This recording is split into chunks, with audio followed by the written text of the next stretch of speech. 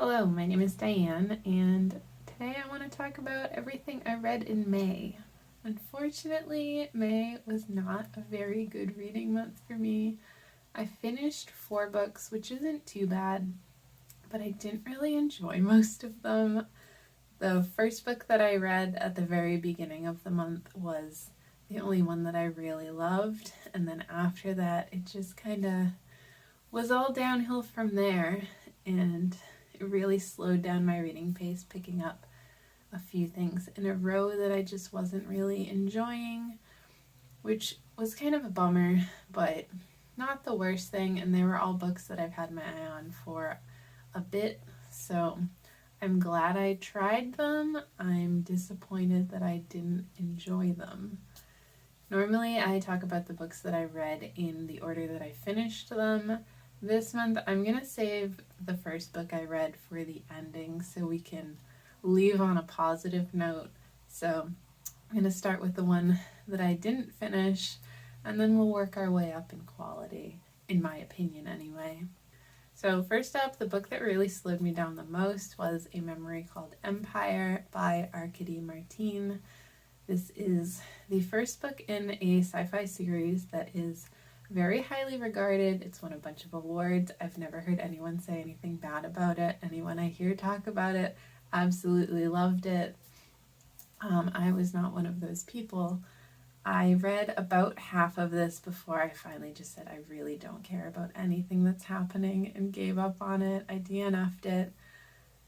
I liked the setup. This follows, I don't remember the main character's name, but our main character arrives at this city as the new ambassador because the previous ambassador has died, and we find out very quickly that it was most likely a murder, probably politically driven.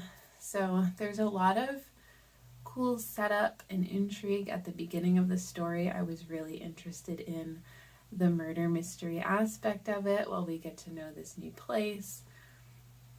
And I just didn't care about the main character at all. I felt like it seemed really strange that they were the ambassador because it didn't feel like they knew that much about anything going on, nor did they seem very interested in what was going on, even though they were now the potential next target for whoever killed the previous ambassador.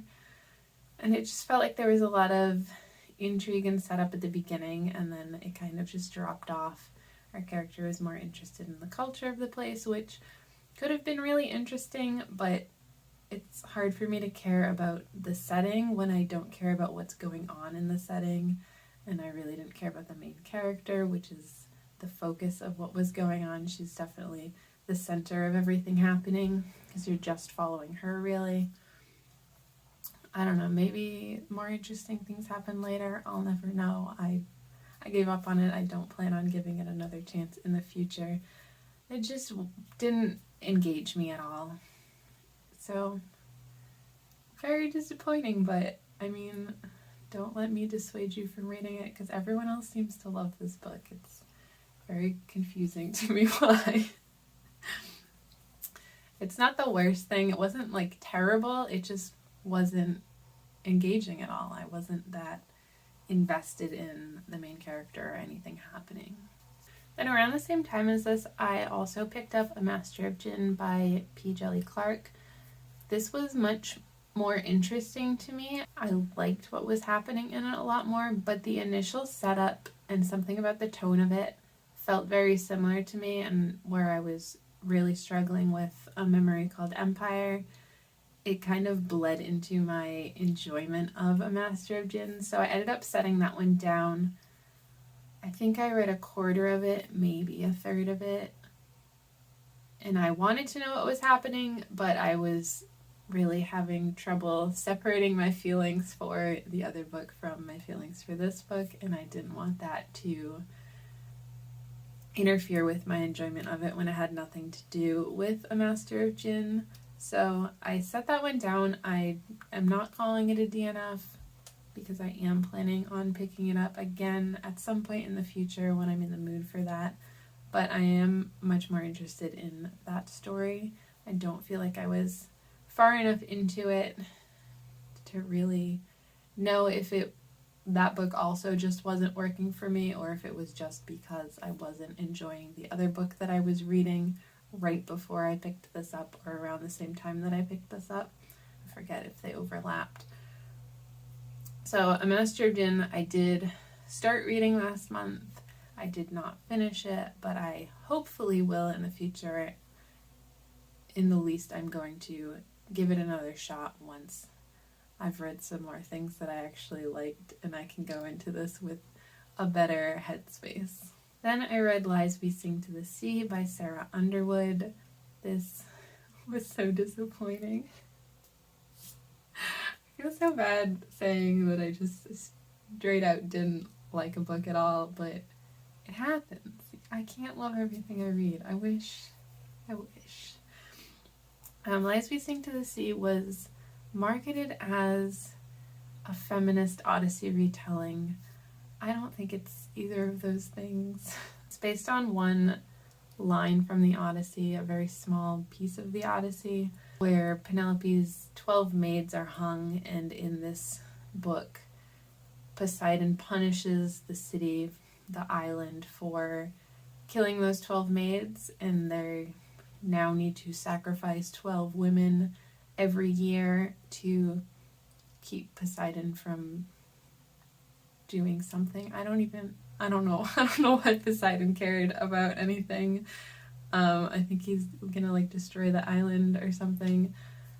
I don't know. So our main character is one of these women that's hung, and she instead wakes up on an island with this other girl who's like, we can stop the curse and we just have to kill the prince. So she trains her. It's all kind of glossed over. All the things that I would potentially have been interested in felt like they were just kind of glossed over, which was part of my disappointment. I didn't really care about the main character. I honestly feel like she could have not existed, and the story in this world would have ended the same way, and that's a real big bummer. So she trains with this girl.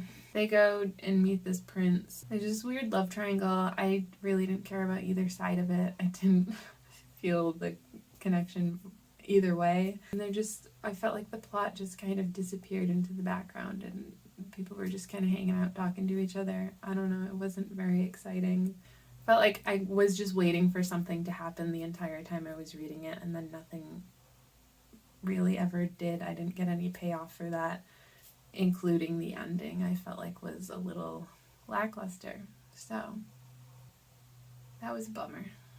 Then I read Victory City by Salman Rushdie. This is the story of a girl, she's very young when we meet her, called Pampa Campana, and she is given these seeds which she then has planted, and they grow into this city, which is Victory City, and she ends up living for over 200 years, and you get to see through her eyes and her experience the rise and fall of the city as it develops from nothing into an actual city, people living in it, the society and culture within the city, its relationship with other cities and places. And it's much more of a look at the culture and society and politics of the lifespan of a city, from its creation, its establishment, into its downfall. So I think this was very well written. I enjoyed it. It is based on the actual history of a real city, and that definitely showed. I wasn't expecting that when I went into it. I thought it was going to be an entirely fictional city. So that really comes down to personal taste when a book uses a real setting and a real history with like actual historical figures and events. There has to be something really more character focused of like the fictional character that's going through this time. In this case we have Pampa Campana, and you are seeing things through her eyes, but a lot of it is much more focused on more of the philosophy of the things happening and the examination of a city and its people. Felt like there was definitely a degree of separation. And part of that also comes down to the way that the story is presented, as if you are being told a story from a translation, rather than just beginning with, here's Pampacampana and we're going to follow her life. It's framed within you're being told this story of the history of the city. So it was very fitting that it had the tone and the degree of separation that it did, but it also meant that I didn't love it as much as I potentially could have, but it also would have been a very different story if it were framed the way that I would have preferred. So, again, personal preference. It's not a bad thing that it was set up that way. Maybe that'll work better for you if you like historical fiction more than I do, real settings, learning about real places and people within a fictionalized story. So this one was pretty good, but definitely not a new favorite for me. So then the first book that I read, and my most anticipated release of the year, and the only book that I really loved that I read last month, was The Sword Defiant by Gareth Hanrahan. I did a whole review on this, so if you want to hear more of my in-depth thoughts about it, you can go and check that out. But this follows our main character, Alf, who many years ago, him and his companions saved the world from this evil Lord Bone, and now that they're all older and kind of spread out and now important figures within this world in a very different capacity, there's something is coming. He's been warned by one of his companions. Something bad is coming. They're not really sure what it is, so he sets off to figure that out, kind of get the band back together, or at least try to figure out if some of them are maybe have something to do with what's going on and are no longer the good guys. There's a lot of gray area between good and evil that gets explored in this story, and that's something I really love seeing, where it's not a clear black and white. It is a discussion that is had by Alf. It's something he realizes as he learns more about the situation and his companions. He also has this evil talking sword that he has been entrusted with, who is a character all in itself.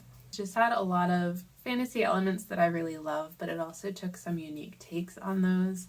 Some of the races, some of the magic, and the locations. I really liked the dynamic between Alf and his former companions. He had a really great bond with some of them. They all had their own feelings about one another also, so I liked seeing that dynamic between this large group of 9 heroes who came together to do something, and now they've all kind of taken that place of power within this world, but they're using it for their own benefit. They all have their own motivations, their own personal goals, but they also still have this strong tie to one another, no matter their personal, more nuanced feelings towards each other. They also have a lot more responsibility than any of them initially signed up for, and it's not sitting at the head of a council meeting and doing some politics is not really what any of them expected to do, nor is it what most of them want to be doing.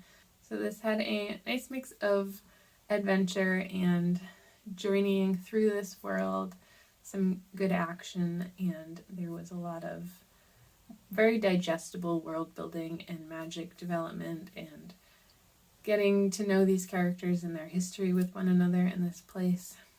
I don't know, I have a lot of good things to say about this. I just really enjoyed it, and I was very happy about that because I was very much looking forward to this, and a lot of times that makes me really nervous because I'm afraid I'm going to get disappointed by a book. This one did not disappoint at all. I very much enjoyed reading it, and it really carried the month of May. Unfortunately, it was the first thing I read, so everything after that was maybe a little extra disappointing in comparison. And that was everything I read in May. 4-ish books. If we're rounding up, I read 4 books. So, not my best month. Probably not my worst month, though. I am glad that I did find one book that I really enjoyed. I am glad that I gave the other ones a shot, even though they were all varying degrees of not quite what I wanted. Victory City was good, just not the type of book that I tend to fall in love with. And then the other two were just really disappointing given how highly praised they were. But can't always get on board with the hype. So let me know if you've read any of these and what you thought about them. If you read anything really great in May, I'd love to hear that also. That's all for me today. Thanks for hanging out with me. I'll see you next time. Bye.